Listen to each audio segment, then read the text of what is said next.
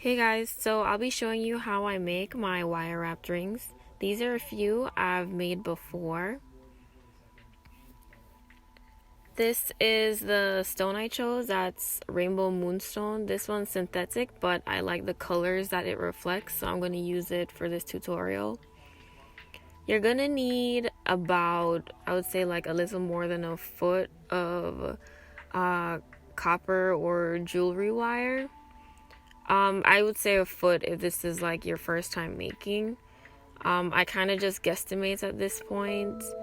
So I'm just going to use about my little guesstimation and cut that.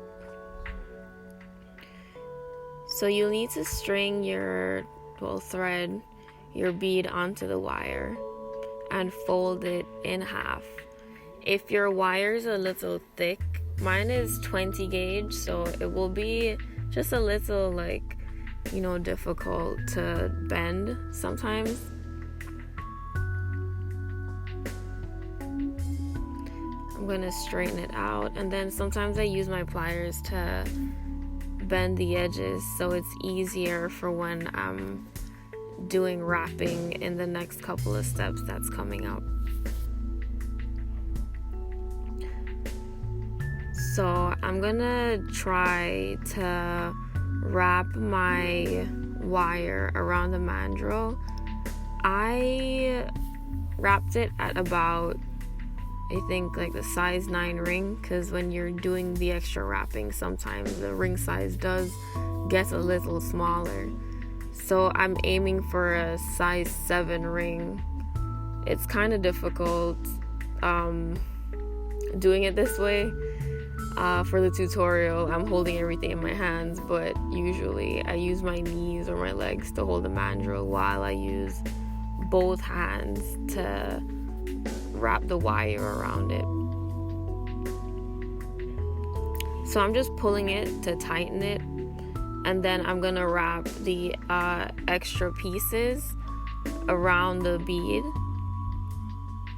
I do this about 2 to 3 times or more if my wire cutting is really long. It kind of depends on my mood really, but 2 to 3 times is good enough. So as you can see, I wrapped it about 2 to 3 times. I'm showing you like the underside to see what the ring looks like. And then I'm gonna wrap the excess pieces around the loop that I've made. I'll do this around 2 to 3 more times. If your wire is as short as mine, you can use the pliers to help you to bring the excess wire around, or to keep wrapping it around, because sometimes your finger may have some difficulty grasping such a short piece of wire and bending it.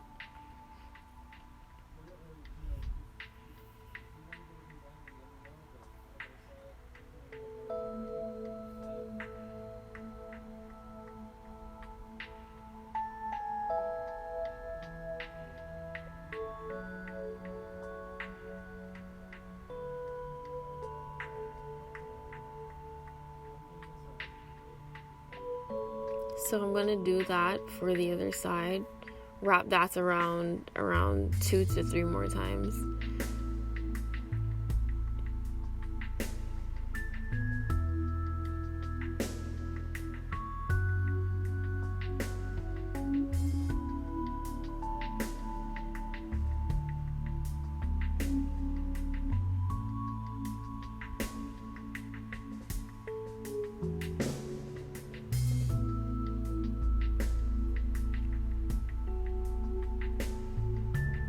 So I'm almost done. I just need to make a couple more finishing touches. So as you can see, they're like sharp edges sticking out from the excess wire that's left over.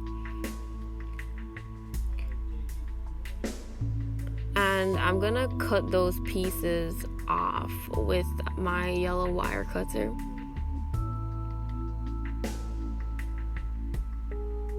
as close as possible, by the way. You want to like nip it really close. so that, you know, like tiny pieces aren't sticking out and you won't poke your finger when you're wearing the ring. And what I like to do is use the, what's the name of this pliers? Like the flat nose pliers, I think it's called. And I squish it down, like I squish down the edge so that it's no longer sharp and it's kind of flattened at the edge.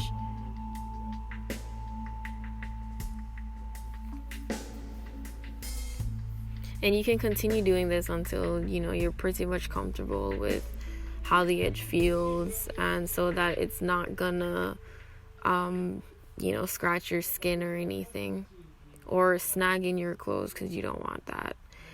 Before, I used to use this tool called a cupping tool, and it worked pretty well.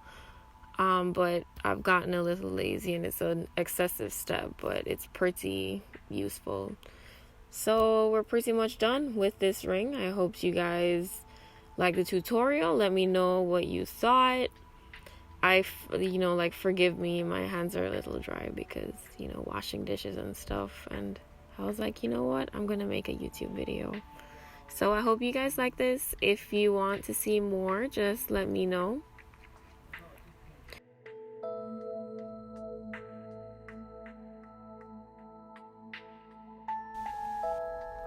My website is coilandconnect.com, and my social media handle is coilandconnect.